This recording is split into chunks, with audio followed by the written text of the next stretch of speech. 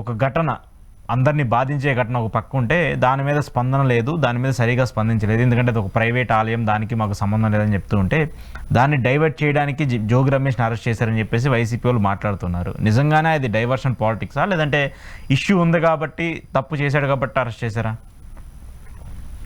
ఓ తలాతోక లేనిది, ఓ తీరువతెన్ను లేని అడ్మినిస్ట్రేషను ఎలా ఉందంటే, నేను డైరెక్ట్గా చెప్తున్నా, ముఖ్యమంత్రి గారు కాశీబుగ్గ ఆలయంలో జరిగిన ఘటనకి ప్రజావేదిక నుంచి ఒక డెలిబరేషన్, అది ప్రైవేట్ దేవాలయం అని, దానికి సంబంధిత దేవాదాయ శాఖ మంత్రి ఆనం రామరెడ్డి గారు అది ప్రైవేట్ దేవాలయం తొక్కిస్తాడు జరిగింది, దాని ప్రికాషన్స్ తీసుకోవాలి. అక్కడ స్థానిక ఎమ్మెల్యే శిరీషమ్మ గారు, అలాగే హోంమంత్రి పరిగెట్టుకెళ్ళారు. అచ్చెన్నాయుడు గారు అక్కడ స్థానికతను జస్టిఫై చేసుకుంటూ ఆయన ఉన్నారు. ఓ పక్క సిదిరి అప్పలరాజు గారు డాక్టర్గా ఓ 2 ప్రాణాలు కాపాడాడు అక్కడ. ఈ డెవలప్మెంట్స్లో పొద్దున్న నుంచి సాయంత్రం దాకా జరుగుతున్న తీరుతెన్నులు ఒకసారి గమనిస్తే, ఇక్కడ ఎవరు మన గౌరవ ప్రధానమంత్రి గారు 2 లక్షల ఎక్స్గ్రేషియా 50,000 రూపాయలు తక్షణం, అది ఎప్పుడు దేశంలో ఎక్కడైనా అకాల మరణాలు అన్నిటికీ ఇమీడియట్ రిలీఫ్ అన్నది ఉంటుంది. స్టేట్ గవర్నమెంట్ నుంచి హాస్యాస్పదంగా విద్యాశాఖ మంత్రి, ఒక ఐటీ శాఖ మంత్రి రాత్రి వెళ్ళి చూడడానికి వెళ్తేనే కానీ దిక్కుదేవం లేదు అక్కడ, ఒక కాంపన్సేషన్ కానీ వీటికి సంబంధించిన. నేను అంటుంది ఇవాళ మీకు ఫంక్షనింగ్ అంది, ఒక ముఖ్యమంత్రి స్థాయి, ఆయన స్థాయి ఆయన తగ్గించుకుంటూ ఈ లోకేష్ గారికి ఎలివేషన్స్ ఇచ్చుకునే స్థాయి ఏంటి నాకు అర్థం కావట్లే.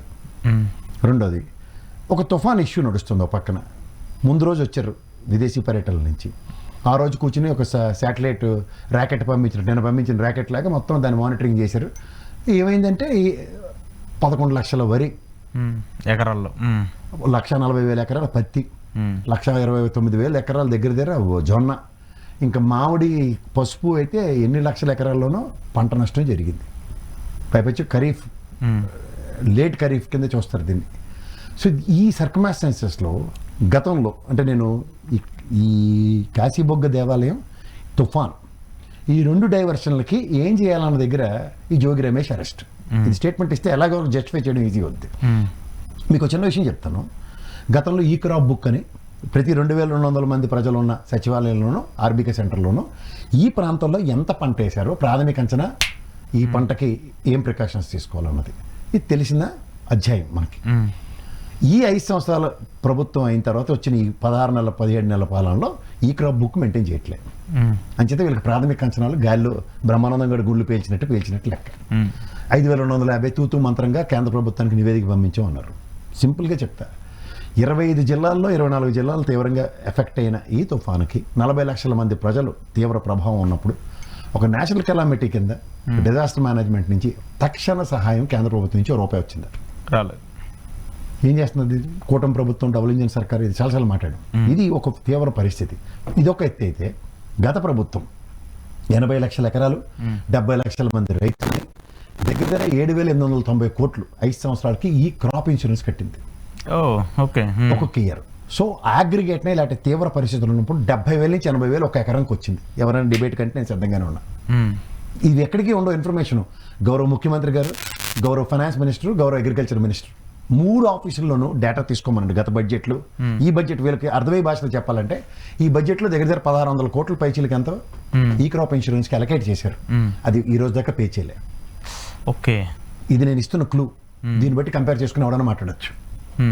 ఇది నేను ఎందుకు చెప్తున్నానంటే, ఇవాళ రాష్ట్రం మొత్తం మీద ఒక నెల్లూరు రోడ్ ఎగ్జాంపుల్ చెప్తాను మీకు. 65,900 మంది దగ్గర రైతులు ఉన్నారు. కేవలం 812 మందికి మాత్రమే ఇన్సూరెన్స్ ఉంది. అది కూడా ఏంటి, బ్యాంక్ నుంచి రుణం తీసుకున్నాం. ఓకే, బ్యాంక్ రుణం తీసుకుంటే ఆబ్వియస్లీ మీరు ఇంటీరియర్ తీసుకున్న ఇన్సూరెన్స్ కడుతుంది, ఇలా ఇది తీసుకున్న ఇన్సూరెన్స్ ఉంటుంది. ఇలా మీరు బ్యాంక్ డేటా తీసుకుంటే అవును అగ్రిగేట్ రాష్ట్రంలో ఉన్న దగ్గర 70-80 లక్షల పైచీలకు రైతులు ఉన్నారనుకున్న ఒక అజంప్షన్ ఉంటే, నాట్ ఈవెన్ 1 to 2% మధ్యలో కూడా ఇన్సూరెన్స్ క్రియేట్ అవ్వలేదు. ఓకే ఓకే, ఇన్ని లక్షల మందిలో. సో ఇప్పుడు డబ్బులు ఎక్కడి నుంచి తెస్తారు? జాతీయ విపత్తు కింద కేంద్ర ప్రభుత్వం నుంచి ఇస్తే తక్షణ సాయం వీళ్ళకి అందించాలి. 5,250 కోట్ల నష్టానికి ఇప్పుడు శివరాజ్ సింగ్ చౌహాన్ కమిటీ ఎప్పుడు వస్తుందో, నేను చచ్చిపోయే లోపుకి వస్తుంది. వీళ్ళ అనుభవం గురించి చెప్తున్నాను. ఇలా తెలివి తక్కువతనానికి ఇంకొక నిదర్శనం ఏంటంటే, హుదూద్ తుఫాన్, ఇదే చంద్రబాబు నాయుడు గారు బస్సులో ఉండి అక్కడ మొత్తం పరిరక్షించారు. ఎంత అంచనాలు ఇచ్చారండి? 1000 కోట్ల పైచీలకి ఇచ్చారు. ఎంత ఇచ్చారండి? 200 కోట్లు ఇచ్చి చేయి దులుపుకున్నారు. మొత్తం నేను పరిరక్షించానంటే కొన్ని ఇది నేను కూడా కాదు, ఇదే పవన్ కళ్యాణ్ శ్రీకాకుళం తితిలి తుఫాన్ అయిన తర్వాత 30 ఇళ్ళకి 500 రూపాయలు ఇచ్చారు. ఏంటంటే 30 ఇళ్ళకి 500 రూపాయలు, ఒక్కొక్క ఇంటికి కాదు 30 ఇళ్ళకి కలిపి. నా దగ్గర వీడియో ఉంది, ఇదే పవన్ కళ్యాణ్ రాసుకుంది కూడా, అది ఇస్తాను, మీరు ప్లే చేయండి వెనక. అట్లా 30 ఇళ్ళకి 500 ఎలా సరిపోతుంది సార్? వాళ్ళు చెప్పిందే పవన్ కళ్యాణ్ గారే రాసుకున్నారు. మరి వీళ్ళు ముగ్గురు కూటమిలో ఉన్నారు కదా, ఒక దమ్మిడి హుదూద్కి ఇవ్వని బీజేపీని ఎత్తుకుంది కదా. ఇదే తుఫాను అప్పుడు ఎదుర్కొన్న చంద్రబాబు నాయుడు గారు, ఇప్పుడు కూడా ఎదుర్కొన్న చంద్రబాబు నాయుడు గారు కేంద్ర ప్రభుత్వం నుంచి ఎండిపోయిన గిన్నెలే తప్ప మనకి రాదన్నది ప్రాథమిక అవగాహన ఉండాలి కదా. ఇది మరి వీళ్ళు పొత్తుకుపోయిన పవన్ కళ్యాణ్ అటు ఏట ఆలోచించాలి, ఇంత తీవ్ర పరిస్థితులు వీళ్ళు దమ్మిడి సాయం చేయాలన్న ప్రాథమిక అవగాహన ఉండాలి కదా ఒక పార్టీ అధ్యక్షుడిగా. మరి ఇక్కడ దాకా ఎగ్గట్టుకుని పొలాల్లో దిగాడు కదైనా. నేను అంటుంది ఏంటంటే ఈ స్టాటిస్టిక్స్ కనుక వీళ్ళ దగ్గర ఉండి, ఈ స్టాటిస్టిక్స్ ప్రకారం ఈరోజు పంట నష్టం వచ్చిన క్రాప్ ఇన్సూరెన్స్ ఉంది కాబట్టి will take care of them, will protect them అన్నారు అనుకోండి, విల్ డెఫినెట్లీ అప్రిషియేట్. ఓకే, ఇది లేనప్పుడు కేంద్ర ప్రభుత్వం నుంచి డొల్లతనం, రాష్ట్ర ప్రభుత్వం నిస్సహాయ స్థితి. సో ఇక్కడ ఎవరిని పరిరక్షిస్తారు?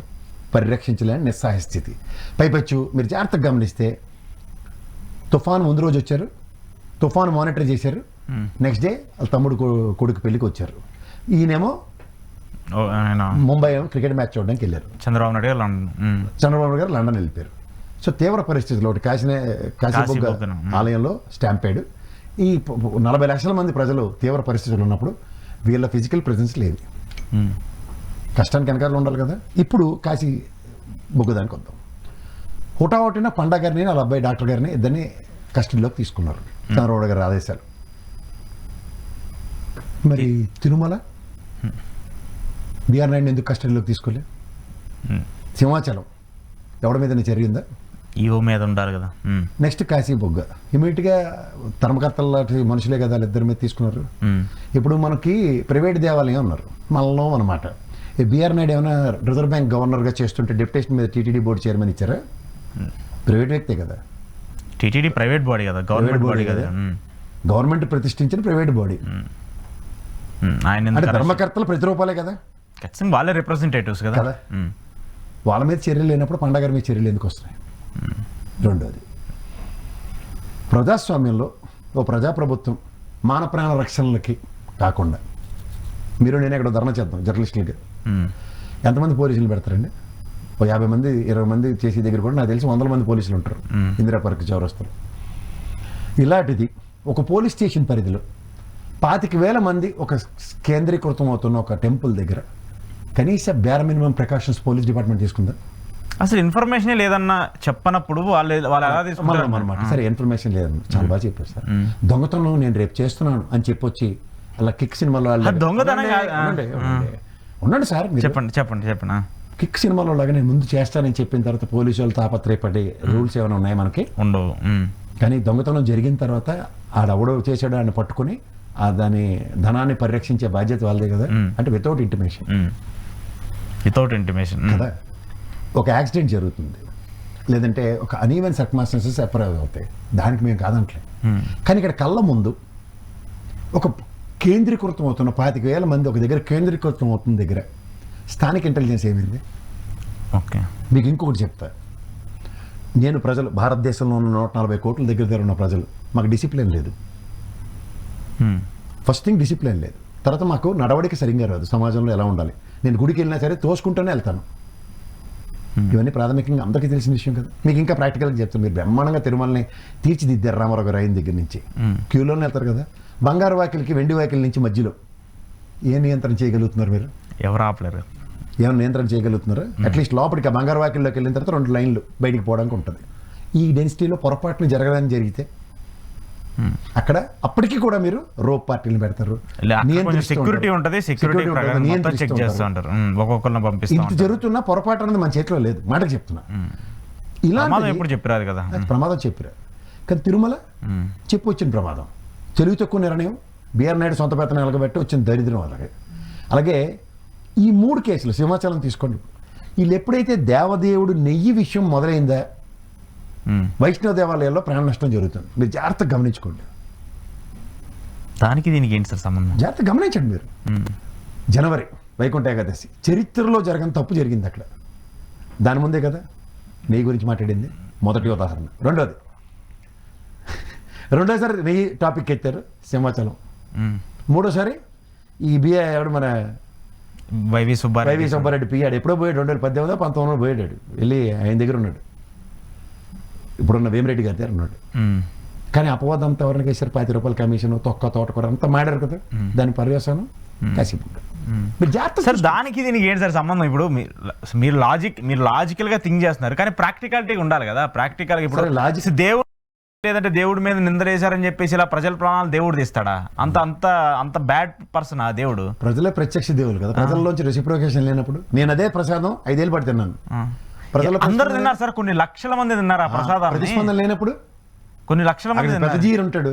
దైవ కైంకర్యాలన్నీ ఆగమ శాస్త్రానికి ఎగెనిస్ట్ గా ముక్కుపోయింది జీరది వాళ్ళు మాట సార్. ఇప్పుడు దీంట్లో దాన్ని ఏమంటారంటే పోర్ట్లో తయారు చేసే లడ్డూలో అక్కడ క్వాలిటీ టెస్ట్ ఉంటుంది. అందరు ఉంటారు, వాళ్ళు ప్రసాదం తయారు చేసేటప్పుడు కనీసం తెలుస్తుంది. మీ వృత్తిలో నేను కానీ మీరు కానీ పొరపాటు మాడితే ఇక్కడ సభాముఖం క్షమాపణ చెప్తారు.